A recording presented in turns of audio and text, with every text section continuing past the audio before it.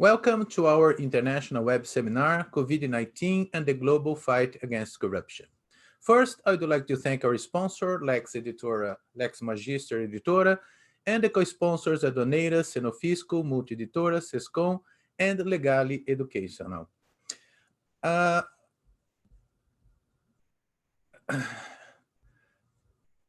sorry here, I have some problems. Our seminar, we have a keynote speaker, Professor Berit Berger, Dean of the Center for the Advancement of Public Integrity, CAPI, at Columbia Law School. Before joining CAPI, Professor Berger was a leading federal prosecutor in New York with vast experience fighting corruption, terrorism, frauds, and organized crime. In the US, she's a regular legal analyst on major TV networks such as CNN, NBC, CBS, and Fox News, as many of you have already seen her. As panelists, we have Professor Samuel Mamede and Arthur Amaral, both from Mackenzie Presbyterian University. Professor Samuel is an expert in the field of corruption and finance. Arthur is an international lawyer with experience in several anti-corruption and internal investigations in Brazil and abroad. Welcome, Professor Berger, Samuel, and Arthur. It's a great honor for us to have this web seminar. CAPI is the academic center that inspired us to create Mackenzie Integridade, a center for advanced studies in integrity policies and public policies at Mackenzie University in Brazil. CAPI and Mackenzie Integrity have already organized a joint event last year in New York, coordinated by Professor Berit Berger and me, with the participation of US and Brazilian academic and public authorities, among them Justice Luiz Roberto Barroso from the Brazilian Supreme Court, Brazilian Federal Judge Marcelo Bretas, U.S. Federal Judge Jed Rakoff, a leading authority in the field of anti-corruption and financial crimes in the United States, Professor Gianpaolo Ismanio, now the Dean of Mackenzie Law School, Professor Daniel Richman from Columbia Law School, and Professor Felipe Chiarello, now Provost for Research and Postgraduation Programs at Mackenzie University. To discuss anti-corruption during a pandemic is neither contradictory nor meaningless. Corruption and waste grow during catastrophes and undermine outbreak response. Of course, at this moment, the priority of governments around the world is to keep people safe. The global pandemic became somehow a global panic, disturbing and mixed up government decisions and emergency measures. Tragedies and lousy policy decisions foster corruption and waste. There are now enormous opportunities for bad people. Corrupt officials, organized and even disorganized crime are taking advantage of the pandemic. It also creates substantial difficulties for honest public officials who are trying to do the right thing and to make the right decisions during the COVID-19 crisis. For understandable reasons, governments needed to move faster to face challenges. Indeed, we needed to move faster to save lives. Public expenditures are higher. It's estimated that governments around the world have already spent $5 trillion with the pandemic emergency response. Some people would say, when the fire is large enough, you just spread the water and worry about it later, meaning governments should spend the money first and worry about the consequences later. However, if it is a war we are fighting against the coronavirus, corruption and waste will make the battles harder, and we can end this war with worse threats to life and health than when we started. The United Nations estimates an increase in poverty for over 500 million people. It means more inequality and hunger. We must avoid short-term, poorly made government decisions that would compromise the future of the society. The financial resources spent now will be lacking when the post-pandemic reconstruction begins. Governments do not produce wealth. They can print money and increase public expenditure, but ultimately the population will pay the invoices through more taxes and even inflation. Each cent saved and not lost now to corruption and waste will help to save lives now and in the future. If we do not pay close attention to corruption and waste at this moment, people in need will not get what they want and deserve. Lives will be lost. The efforts to fight the coronavirus and urgent government measures would be seriously compromised, now and in the future. To present a general analysis of these challenges and global best practice for government procurement during the pandemic, including independent monitorship programs in New York and other US jurisdictions, we will now learn from Professor Berit Berger. Thank you. And Professor Berger, the screen is yours. Thank you. Thank you so much, Antonio. It's a pleasure to be with all of you virtually today. This is such a strange experience for so many of us trying to present to people. I know, at least for myself, I very much prefer presenting in person where you actually can have that face-to-face interaction. So at this point, I won't know if I'm actually putting any of you to sleep. I'll just have to trust that I'm being interesting enough to keep you awake on your computer screens. So as Antonio mentioned, I am the executive director of the CAPI Center here at Columbia Law School. I'll talk for just a few minutes about what CAPI is and what we hope to continue doing in the next few months. So CAPI was established in 2013, and we were established as a partnership between the New York City Department of Investigation, which is sort of the integrity watchdog for New York City, and Columbia Law School. And this was really one of the first of its kind centers that was focused on public integrity and had this partnership with a law enforcement agency. So it was unique among law schools, and over the past 7 years now, CAPI has grown, and we've been able to do a lot of really amazing things and build wonderful partnerships, such as with Mackenzie. So as far as our center's day-to-day operations, we are sort of half focused on the law student community. So we do a lot of research with our students. We are able to involve students in most of our programming. We bring in speakers to educate the law students about what the field of public integrity actually is, what a career in anti-corruption might look like. And we've had just terrific speakers from around the world that have come in. The other half of our programming is for the external community, for what I call our integrity community. And that's a pretty wide audience. So that's people that work in prosecutors' offices, that's people that work as inspectors general, that's academics, media. So it's people across the spectrum who have an interest in these same important issues. This summer, CAPI is going to be working with the United Nations. We are going to be working to develop a practical guide for UN member states about how to investigate and prosecute complex corruption crimes. So that is something that our students and I will be working on this summer, and is an exciting way to share some of the knowledge that we've gained. So when I think about sort of the unique role that CAPI is supposed to fill, and what I hope that we're going to do is to bring together the theoretical and the practical. And that's something that doesn't always happen, at least in the academic world. At Columbia, we have access to the most brilliant minds that are focused on these issues, that are really studying, the theoretical roots. Why is corruption there? What does it mean? But academic wisdom by itself doesn't often get you very far. So I think the important thing for CAPI is to bring together those academic minds together with, I call it, the boots on the ground logic of people that are actually working in the field, that have the practical experience, to bring those people together and to see what we can do when you have sort of the theoretical and the practical joined together. Now, as you mentioned, my background is as a former prosecutor. I was a federal prosecutor for many years in 2 different districts here in New York, both the Southern District and the Eastern District. And I worked on a variety of different types of crimes, including national security, fraud, violent crime, corruption. And as my baseline, when I look at the problem of corruption, I tend to still look at it from a prosecutor's lens, which is, what do we do with corrupt actors? When we see a problem, my mind immediately goes to, is what we're seeing actually corruption, or is this somehow just mismanagement? Can we build a case?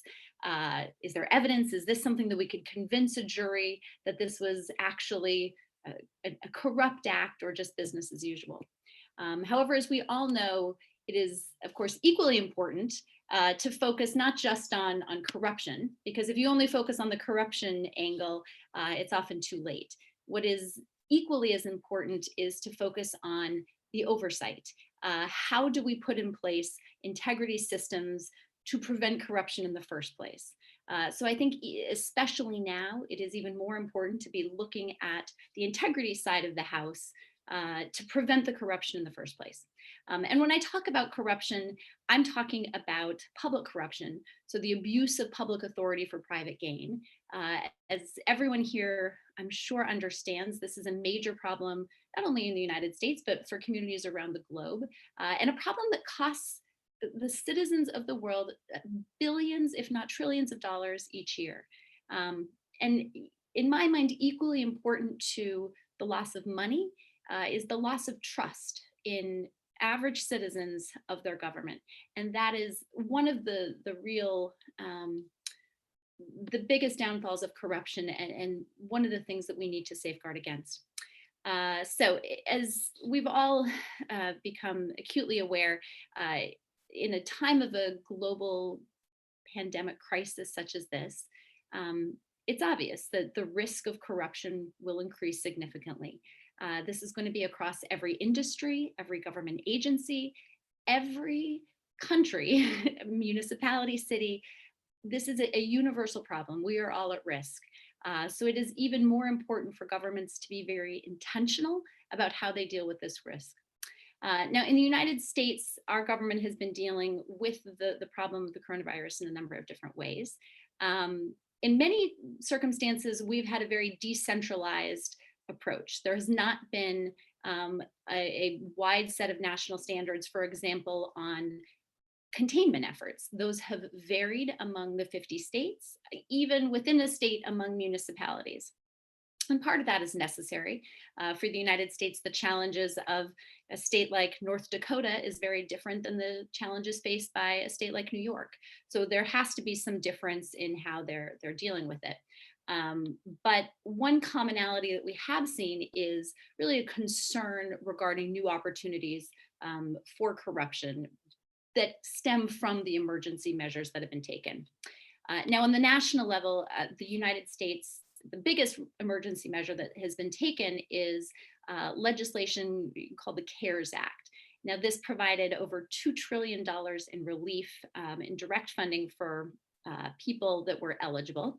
It gives money for hospitals and health providers, loans for companies, municipalities and states, and specific grants. So this was a massive piece of legislation. And with this amount of money comes the obvious need for oversight. The fact of the matter is, we know there will be fraud. There is simply no getting around this.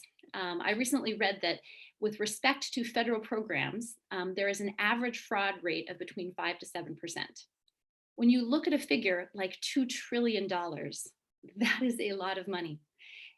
And while we know that some level of illegality is unavoidable, we cannot accept something, even close to 5 to 7% of fraud when you look at that type of a figure. That amount of taxpayer money being thrown away due to fraud or corruption has to be something that we collectively say is unacceptable. And this is not just a theoretical answer. We've seen this play out in the past. In the United States, back in 2005, the state of Louisiana, especially New Orleans, was hit by Hurricane Katrina. And so this was a massive natural disaster. It caused approximately $161 billion in damage, about over 1,800 fatalities, and just great devastation.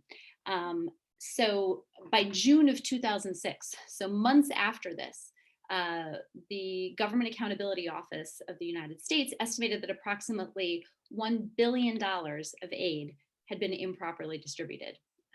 And by 2011, so 6 years after the hurricane, 1,400 people in over 41 judicial districts had been charged federally with hurricane-related fraud. So we know that this is widespread. We've seen how this plays out when there are natural disasters, when there are times of crisis. And this wasn't just low-level people. We had many high-level public officials that were charged with public corruption in relation to this hurricane. So using this, which is, this was a much smaller locality, devastating, but on a smaller scale than the coronavirus pandemic, we see that fraud happens and that we need to be prepared for this on a pretty major scale. So the need for oversight obviously has never been higher, but obviously the challenges from COVID-19 make oversight even more difficult in many practical, even small ways. We know public officials are making less appearances. It is more difficult for regulators to actually go in and make physical inspections. We have inspector generals and other oversight officials with a much bigger mandate, but potentially no increase in their budgets with limited resources. We have law enforcement agencies that have been now tasked to investigate corruption-related offenses. But as we can all imagine, investigations during a time of lockdown are challenging. It's hard for agents who are used to doing face-to-face interviews with suspects to try to do those over a computer screen. You also are dealing with the fact that in many of these agencies, you had people who became ill, who were quarantined at home. So this has been a real struggle for the entire oversight community to try to keep up and figure out how they will actually conduct meaningful oversight. So let's talk a little bit about what type of measures could be put in place to help prevent against the corruption. Now, this will vary obviously based on district, it will based on the needs of each municipality, but I think there are several principles that are just fundamental, bedrock fundamental principles in the fight against corruption. And that is a combination of oversight and transparency. And I think those are the two pillars that really will make for an effective oversight program, regardless of what the actual issue is that you're dealing with. So on the oversight prong, CAPI has published a lot about the different oversight mechanisms within the United States. You can find all of our publications on our website. And one of the recommendations that we have made pretty universally is that the most effective means of oversight is having a strong inspector general's office. So different municipalities across the United States handle it differently. Some will have boards, some will have an ethics council, but having in place an inspector general's office that actually has authority, that has independence, and that has adequate funding, that to us is really the gold standard of how you are able to enforce whatever type of both ethics laws and regulations you have in place. But it's not just enough to have that position created, it has to be meaningful. So you actually have to have an office that has teeth to it. So this means they need to have, as I mentioned before, there needs to be independence. So ideally, this would mean some sort of fixed term limits that would make it impossible for somebody just to be fired at will. There needs to be adequate funding that's put in place, again, not at the whim of an executive, for example, who wants to get rid of a troublesome inspector general. So with the CARES Act that I mentioned earlier, the legislation actually created a special inspector general for the pandemic relief. And so this office will oversee all of the COVID-related Treasury Department loans. So time will tell how effective this office actually is, how much authority and how much independence the office is given. But the fact that it was created along with the legislation itself is encouraging. We also, so when we look at as I mentioned, we look at the combination of oversight and transparency. So the next prong of that, obviously, is how do you make what is happening accessible to the average citizen? And that is especially challenging in these days where you have citizens who may feel disengaged, who may be distracted by what is going on in their own personal lives and what's going on with the health crisis. But that distraction can often be a breeding ground for corruption, because when people's attention is pulled elsewhere, that is a time where bad actors can seize upon that inattention. So we need to be vigilant to make sure that all contracts that are entered into are publicly accessible, that there are not restrictions on who can access them, because as we know, information is really a critical piece of any type of anti-corruption oversight. We need, things such as, FOIA requests, ability for citizens to get information from the government. That can't simply be something that goes by the wayside in a time of crisis. We need both average citizens, journalists, members of the media. They need to have access to that information so they can hold political leaders accountable. Along with that is something that is near and dear to my heart that CAPI has worked on a project with this. It's the need for whistleblower protections. There is, as we've studied, a massive disparity among locations, municipalities, states, about what type of whistleblower protections there are for public sector employees, what protections they have, and what type of retribution they could face. In a time like this, though, the need to have strong protections for people that speak out against fraud or abuse or waste has really never been more important. So I think this entire crisis has really just highlighted the need for strong protections, and we can talk in more detail about what those should be. But this is something that I will say every state in the United States is lacking in some ways about the type of protections that are offered for public sector whistleblowers.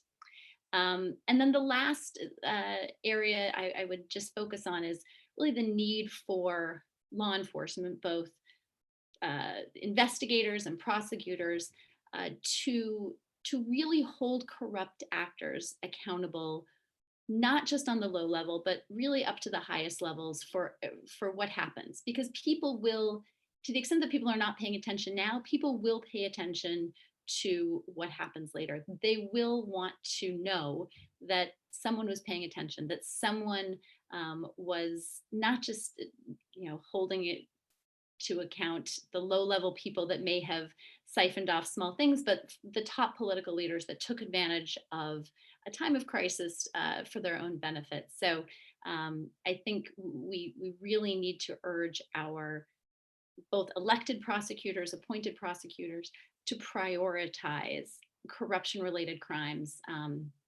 with respect to this. So that's sort of my general overview of this. I'm happy to go into more detail, but I really think it's wonderful that we're having this conversation, and this is something that that people are concerned about, because this is an issue that does not know any national borders. This is going to be something that all of us are facing, and I'm really pleased to be a part of this conversation and happy that you asked me to be here today. Okay, thank you very much, Berit. It was very fascinating, your initial exposition. And I would say, I just remember everybody that after this event is closed, we have it available on our YouTube channel as well. So we can see many times what Berit just said, to take notes of all the lessons that she gave us in that short time with large of ideas. I think it was very interesting what you talk about the new project that you are starting about the complex corruption, because of course it's a matter that is very important for Brazil.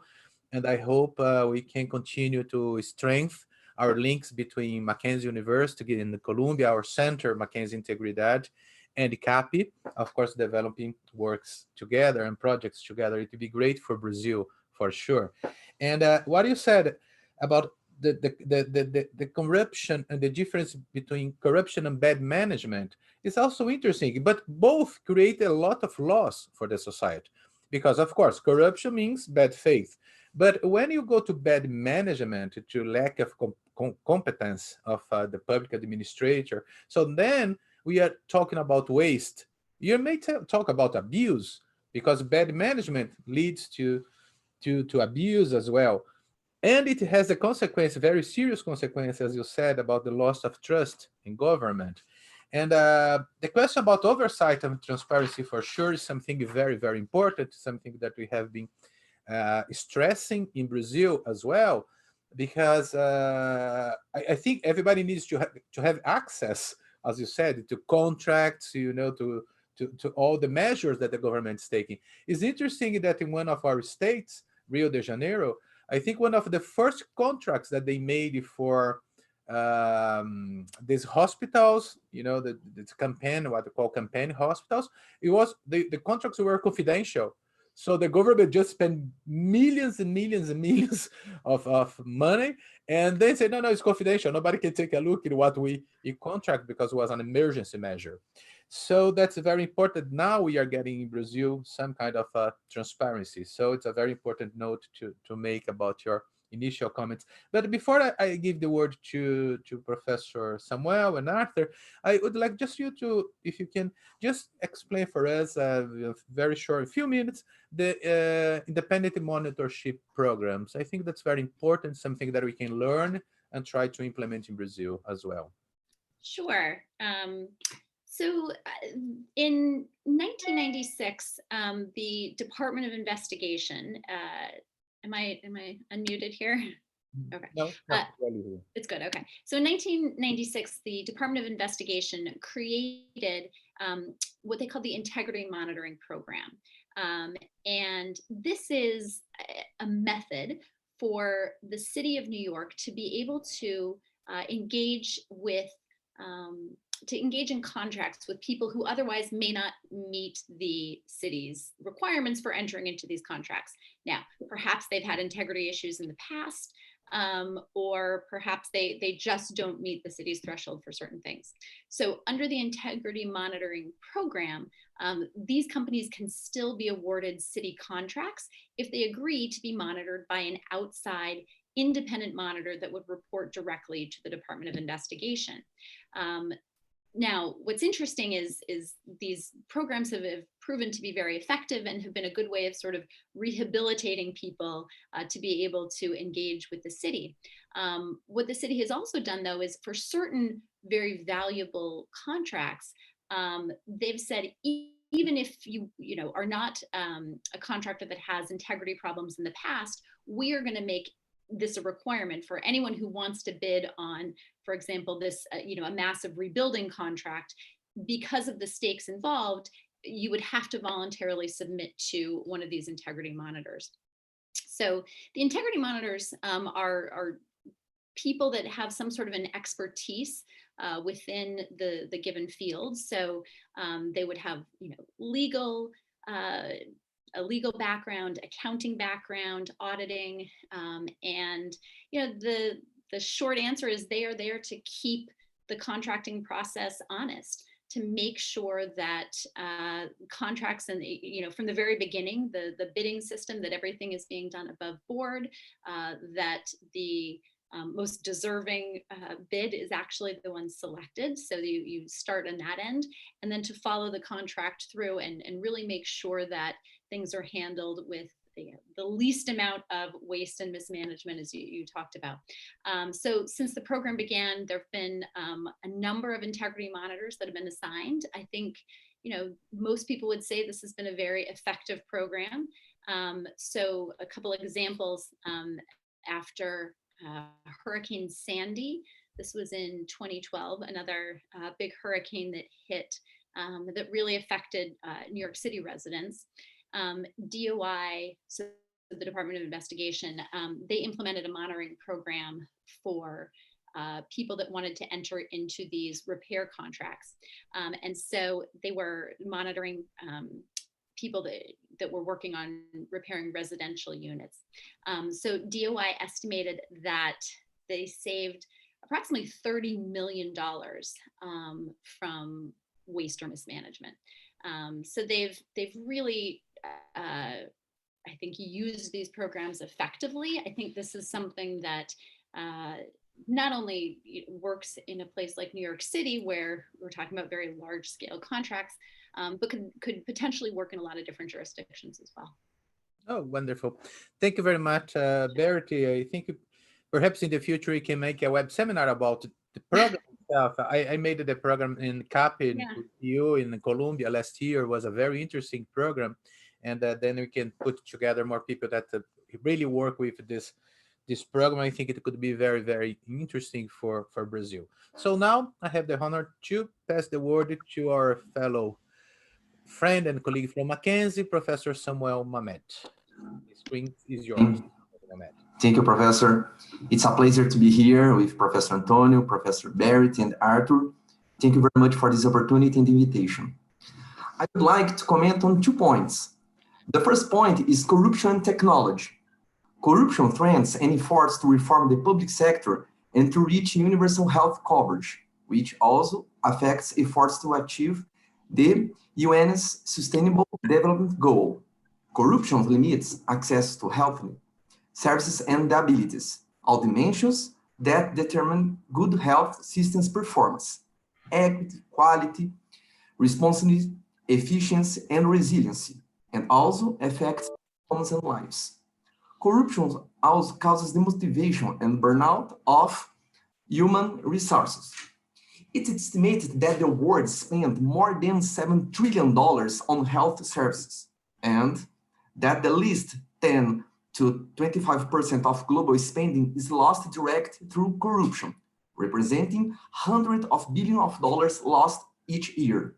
These billions lost to corruption exceeded the estimates annually needed to fill the gap in assuring universal health coverage global 2030.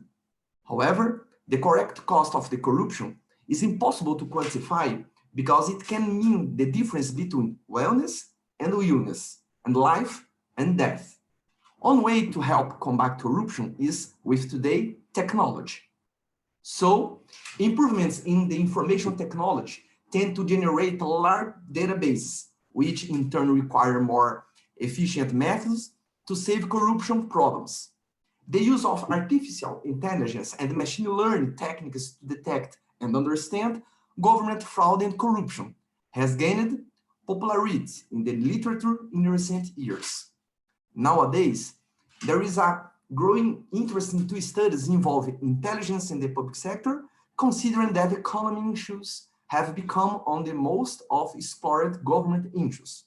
Artificial intelligence has contributed to solving issues related to risk and fraud, working with massive data sets generated within government institutions.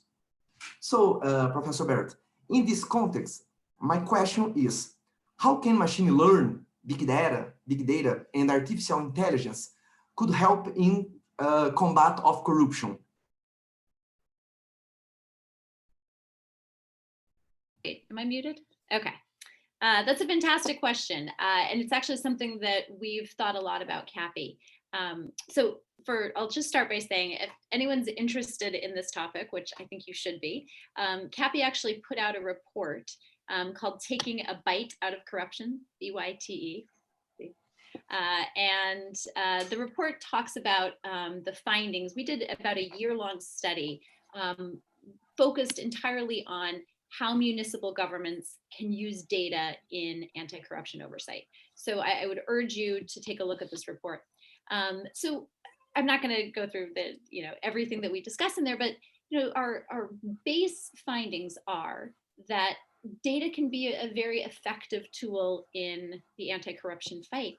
Usually when we talk about identifying corruption, we're really relying on random spot checks by investigators or whistleblowers. And while those are fantastic ways of identifying corruption, they're limited in their predictability, and they're ultimately very reactive. So it's hard to get ahead of the problem because you're simply finding out once the problem has already happened. So in theory, I think a data-driven approach could be very efficient, and it ultimately could help us be more proactive about identifying risk. Obviously this is a complex problem, and anytime you talk about using data, it does raise questions about what data is going to be relevant, how you account for things such as privacy concerns and the data collection. So I think over-reliance on data can be problematic, and there are issues that need to be addressed in the beginning of it, but I think it can be used very effectively. I'll identify just a couple areas where I think it probably could be the most useful. So I think it can be particularly useful in identifying red flags about inspections. So across industries, whether it's healthcare, as you were talking about, senior care facilities, building or construction problems, these are all industries where periodic inspection is required. And this is a very fertile ground for bribery and corruption. So you can use data to help cities identify outliers, right? So they can see where, taking a look at all inspections over an entire municipality, where are the areas that you're seeing hotspots of, complaints coming in, especially if you have inspectors working in pairs. Are there recurrences where the same pairs of inspectors are, randomly assigned together? That could be evidence of fraud. So I think areas where you will have industries that are really monitored by these physical inspections, this can be a great area where data is used. I think it can also be used in the area of procurement fraud. When you look at how cities are going about getting goods from private contractors, this is another area that's particularly high risk for fraud. And so data can be used to look at, is there collusive bidding going on? They have software programs called cartel screens that help analyze bids to identify, collusive patterns. And these are a very effective tool that law enforcement can use to see if, for example, all different members of a certain industry are getting together to say, we're going to overbid the price here to really drive it up. So I think that's an area that this can be, data can be good at identifying unusual patterns. So looking for these sort of connections is something that is often hard for individuals to do. It's hard for investigators to do. I think if you have a reliable data set, something that you have some confidence in, you can use the data pretty accurately to help you start your investigation. Again, I caution, there is no substitute for human involvement, and the data can't be over relied upon. But I think as a tool to help us proactively learn about corruption and to help us minimize risk, data is great. So I would urge everyone to read our report on that, but that's sort of the general tone of what the report says. Okay, Professor, thank you. The second point that I'd like, for example, to talk about corruption is new ways of corruption's measurement.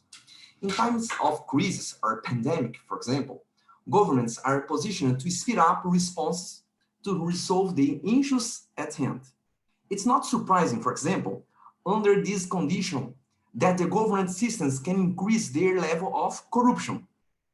Large amounts of money, for example, are destined for a public purpose, which most of the time doesn't end up at primary destination. In this line, the need for the new operation measures in terms of measuring corruption is discussed. The need to have new indexes, for example, or more reliable indexes of corruption, so that they can help the control and inspections bodies in the fight against corruption and foresee possible diversions of money in the state or municipalities. My question, Professor Berit, for you is, considering that the World Bank and Transparency International sign on the level of corruption by only country, would one of ways to reduce this level of corruption be, for example, finding new ways of measure corruption for state and municipalities? Yeah, I mean, I very much think that it is important to narrow in on the area that you're studying corruption. It is one thing to study corruption on a national level. I think that's important, but I do think that corruption on the local level is even more insidious in many ways, because it really affects the day-to-day life of the average citizens. It's something that people, you can feel more acutely corruption on a local level, right? People may not necessarily know what's going on with their national government, but they know when they can't get those potholes fixed on their street, and they know who's being paid off to clear snow quicker in one neighborhood versus the other. So I think local level corruption is something that people care about, even if they don't know that what they care about is corruption. They care about it.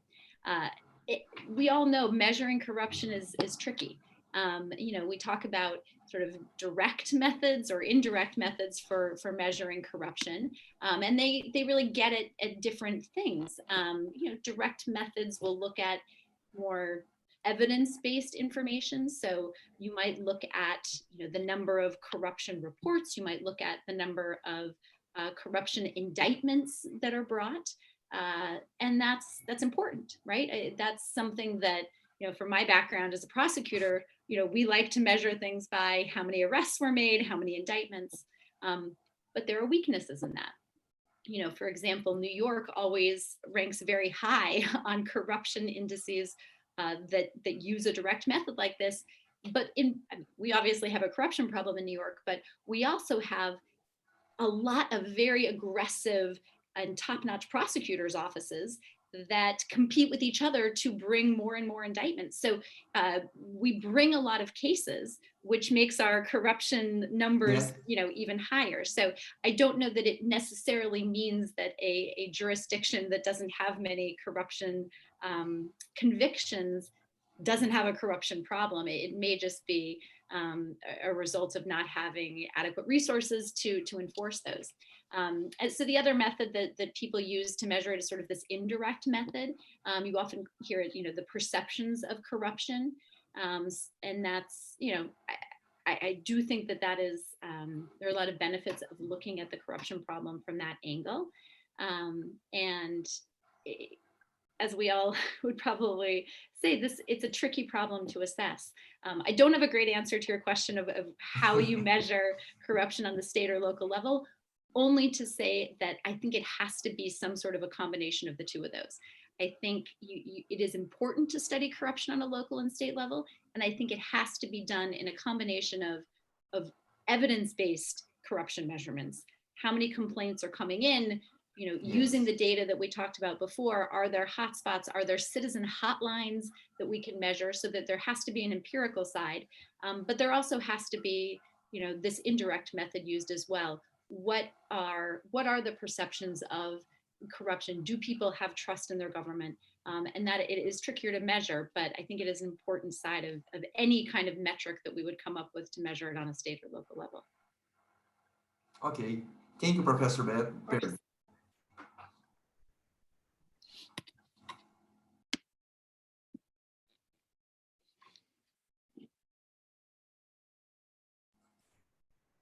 Professor Antonio, the speaker. I think you're muted. Unmute myself, sorry. Thank you very much, Samuel and Berit. That was very, very interesting. And what we have been seeing in Brazil, most problems are with states and municipalities. Of course, we have some problems with the federal level as well. And what's interesting is Samuel has been working with us in, preparing the basis for the Mackenzie Integridade work since almost the beginning. And we were planning to be operational in March, but then suddenly came the coronavirus and we have no more presential activities in our university. So hopefully in the second semester, we can start to be more active. But we are trying to do these web seminars. We are trying to keep our research, to present some proposals in Brazil, as we did for an independent monitorship program. We start to discuss these matters. with the Brazilians. So thank you very much, Samuel, for your insights. And before I just transfer to Arthur, just a quick question. How is your perception about New York? Because New York State and New York City are the epicenter of this COVID-19 problems. So do you think that the city or the state, they are managed well, the controlling their expenses? Because of course the public expenditure increased a lot, emergency measures, no beats. So how is your perception? Yeah, I mean, this has been a challenge. You're 100% right. We really are the epicenter of what's happened on a national level. And you drew on this issue in your opening remarks, and I actually think it exemplifies what's happening in New York, which is this tension between needing to act quickly and needing to act cautiously. And this has really been a tricky balance that you've seen playing out in New York. I just was reading a story even today about individuals who were now facing charges for fraudulent masks that they had entered into a contract with the city. We really saw New York, both really on the city level, but to some extent on the state level too, in a state of panic, focusing on how do we get resources like PPE, ventilators, doctors. And this panic, look, it's understandable. And I think we were not probably adequately prepared for what ultimately came our way. But it probably led to a decrease in the amount of diligence that would otherwise have been done. So I think we don't know the full extent of how things have been managed or mismanaged. Look, I think the government has done a good job. I think Governor Cuomo has done a particularly impressive job keeping the citizens informed. He has these daily briefings that are informative and comforting in a strange way. I mean, to the extent that we do rely on our government to provide some measure of, confidence and to let us know they have things under control, they have done very well on that. But I think as time goes on, we will find that because of the haste and because of the need to address things quickly, there probably were a lot of errors made along the way. I'm sure there were a lot of contracts that were entered into, with people that did not have the best interests of the citizens of New York in mind. And the good news is as I mentioned before, we have very aggressive corruption investigators and prosecutors, both on the city level and the state level. So there will be investigations from low-level people hoarding supplies in their garages to a much higher level. And I have no doubt that those will come in the years after this panic has ended. Okay, that's very interesting. It remembers me what the International Monetary Fund just said. They said, okay, spend now, but keep the receipt. Yeah, right. Because of course, there will be investigations after all this whole pandemic. And also, what was interesting about you said, when we study social psychology, it's interesting to have the feeling that someone is in control, even if they are not. So we know that the authorities, the honest authorities, they are acting good faith, but they need really to show that they are in control, because otherwise the people will be lost. And unfortunately, in Brazil, we have some asymmetry of powers and discussions, debates between the federal government, state government, and the mayors. So there'll be a kind of lack of confidence that somebody, it's like the people start to cry. Could somebody say what's going on, take control of it? Right. Well, we've had the exact same problem here. I mean, there's been, as I mentioned right in the beginning, because there's been a decentralized approach to a lot of these containment measures and responses, you've seen tensions between state leaders and national leaders and local leaders about, simple things, what things are going to be open next week, and where are masks going to be required, and there is a tension between what's happening on the national level and the local level. And I get people that keep asking questions. Well, you know, who's going to win in a battle between the president saying we shouldn't reopen and states and localities saying we should? And it's, you know, for scholars who want to talk about, you know, constitutional authority, it's theoretically interesting, but on a practical level, I think it's very concerning for average citizens wanting to know, who do I listen to? Who has my best interests at heart, and who is going to ultimately protect my safety and the integrity of our economy? So I do think that it's been very concerning for the average citizens, not necessarily knowing who's the grown-up in charge here. Yeah, that's true. Okay, thank you very much, Berit. So now I give the floor or the screen to Arthur. Arthur graduated 2 years ago from Columbia, so he took part in some CAPS events and activities with you, Berit, as well. Now works with internal investigation, and corruption matters in international level. So, Arthur, you have the word. Thanks so much. You know, I'd like to start by thanking the organizers for this opportunity. You know, to be here alongside, you know, Professor Berger, Professor Samuel, you know, and thanks so much for your very interesting insights. You know, as COVID-19 proliferates across the globe, it's not only affecting societies, but also a number of companies, more specifically in the ways in which they operate. For example, corporate leaders tend to shift their focus away from compliance, concentrating their efforts in ensuring the continuity of their business to mitigate the effects of this pandemic. And while this is entirely understandable, as health and employment concerns are paramount, we cannot forget that in times of crisis, crime, you know, including corruption, fraud, price fixing, tend to thrive. And it's interesting that on March 16th, Attorney General William Barr directed each U.S. Attorney's Office to, quote, prioritize the detection, investigation, and prosecution of all criminal conduct related to the current pandemic, noting that the pandemic is dangerous enough without wrongdoers seeking to profit from public benefit. In addition, the latest PwC Global Economic Crime and Fraud Survey found that 47% of respondents had experienced fraud in the last 24 months. And this number is expected to increase significantly in the coming months.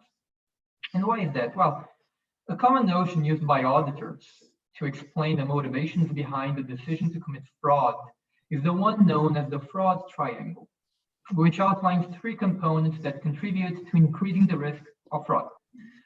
These are opportunity, incentive, and rationalization.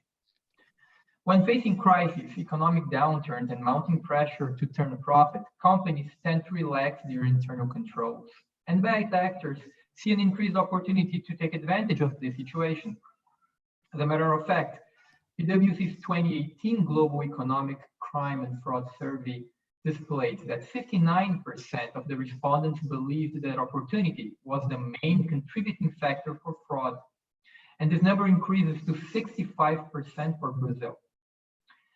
And that's because incentive and rationalization are easier to conceptualize, as fraudsters may believe that it is essential for them to commit the crime. For example, they felt pressured in making the company money, or they were entitled to it. For example, they gave years of their lives to the company and were let go with a moment's notice. In view of this, there are a few steps companies can take in order to reduce the chances of corruption and fraud, especially in the current reality of home office due to isolation and lockdown protocols, you know, in Brazil and pretty much all over the world. For example, they can ensure that compliance departments have sufficient resources to deal with current demands, taking into account the fact that many employees are working remotely. They should create remote working policies and procedures and train their employees to ensure that they understand the new policies and are aware of current fraud and IT threats. They should as well reinforce remote access security and fraud detection protocols. For example, they should use artificial intelligence, like mentioned by Professor Berger and Professor Samuel earlier today.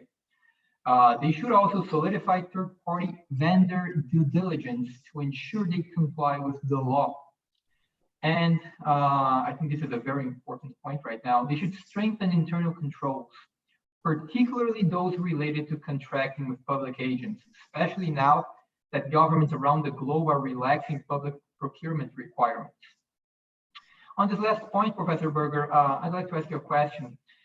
Considering your vast knowledge with the U.S. experience in deterring crimes in times of crisis, do you believe the current measures that are being put in place by, U.S. federal, state, and local governments are sufficient and effective, considering that the current crisis stems from a pandemic, right, a health issue, and affects virtually everyone?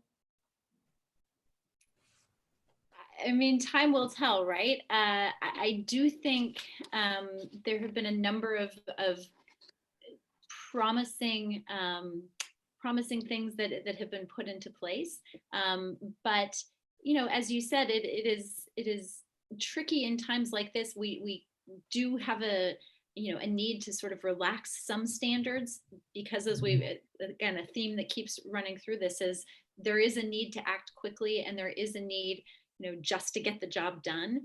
If you need supplies, you need supplies, and if your supply chain has dwindled, you need to find other avenues. So there has been a necessity of relaxing some standards, but the one thing that really cannot get relaxed too much is our diligence of having to make sure that we are complying with sort of a base level of anti-corruption measures. You talked about the private sector. I actually think the private sector has been doing very well in the face of this. In some ways, they were a lot more nimble than the public sector is. I think they were better able to adapt to this new remote work environment. For good reason. They have more resources at their disposal, and I think it's in some ways easier. Government institutions, historically not so flexible and not quick to adapt to things like remote work. And it's hard. I've talked to a lot of people that are working in government, and the entire time that I worked in the government, we were not only was there no remote work, but we were not permitted to do certain types of work from home because of classification issues or confidentiality. So government has had to really face this novel challenge, and it's not something that comes easy for government actors. So I do think the private sector has stepped up very well to this challenge. And it is hard for them too. Practical things like conducting interviews, flying around the world. If you're a compliance officer, you can't fly around the world to make sure that people are doing what they're supposed to do anymore. You're really having to connect with people remotely and take a leap of faith, which again is not part of our understanding of what that job entails. But I think they have done well with the given resources. But again, time will tell how this more relaxed due diligence will shake out and what levels of fraud we're going to see. My guess is there will be a lot. And it's interesting, because we've worked on some investigations throughout the pandemic, and you're right. We do have concerns about confidentiality, especially because our doc reviewers cannot be in the office right now, right? So they need to work from home, and we do tell our clients that we guarantee confidentiality, which is much easier to do it when you're working in a safe environment, right, in an office or something that you can control. It's a little bit different when you work, from home. And on the interviews, I've talked to some colleagues who had to do some interviews remotely, and there are some challenges, but it works. I mean, it's not ideal, but it works, especially for multi-jurisdictional investigations, which you do need to talk to people all over the world. So I guess I'll tell you, both on the private sector and the public sector, this is our chance to work the kinks out of this system, because I don't think this is going away. Once this current round of this is finished, this may be a recurring problem that we see, right? I mean, we may have a vaccine for this, but this has, I think, brought to our awareness what a serious issue a global health crisis can be, and how important it is for both the private sector and public sector to have these practices and systems in place. So I think this is our chance to build the foundations of what it is like to have a remote compliance department, and what are those, what does that department look like, and what changes need to be made? Because, if we all get to go back to work at some point, this may not be the last time we are forced back home. So I think this is our chance now to get our ducks in a row. And you'll get also a strong push towards reducing expenditure, right? Like reduce spending for the private sector, especially. Well, before we could travel everywhere and people did understand that. A couple of years ago, I've done a big investigation here in Brazil, and the team had to travel, several times a week, to several different states here, and the client paid for it. Nowadays, clients are refusing to pay for, short trips. They want to do everything over video. So I guess, as you said, time will tell if things will work. And do you have any, speaking of the private sector and drawing from your experience as a prosecutor who prosecuted private companies, do you have any tips for, the private sector, especially considering that they are working in home office and this kind of stuff, to, mitigate the risks involved with that, like breach of confidentiality and this kind of stuff? Yeah, I mean, I think we've talked about some of them. I think it is going to be crucial for companies really in every industry to come up with their, a very clear set of requirements and a code of ethics, for lack of a better word, what they expect of employees. In industries such as the healthcare industry, you are dealing with patients' most sensitive information, and there has to be clear guidance for employees who are now looking at this information from home about how this stuff should be treated. I think companies are going to need to do a risk assessment and to revise some of the assumptions that may have been driving some of their earlier, risk assessments, and from things such as supply chains all the way up to how they deal with confidential information. I really do think, as I mentioned before, this is the opportunity.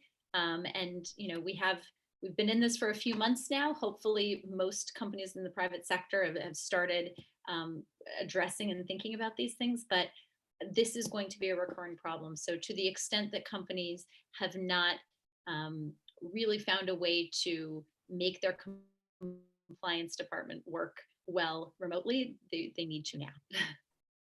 Great, thanks so much for your insight.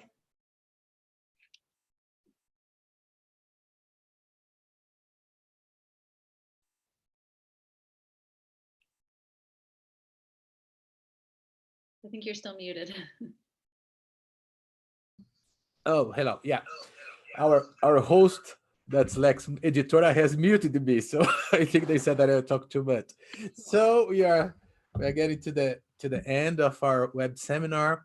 Thank you very much, Berit. It was wonderful to be with you and fascinating to learning from your views.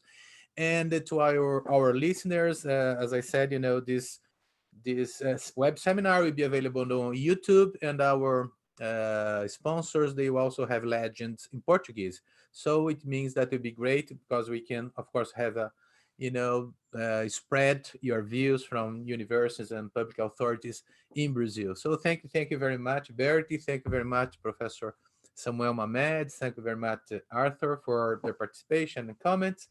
And next week, we have our web seminar. It will be about labor matters and social security matters, as it was impacted by the pandemic in Brazil. So we'll be in touch, Berit. Thank you very much. Hopefully we can strengthen our links with Mackenzie, Samuel, Arthur, and everybody.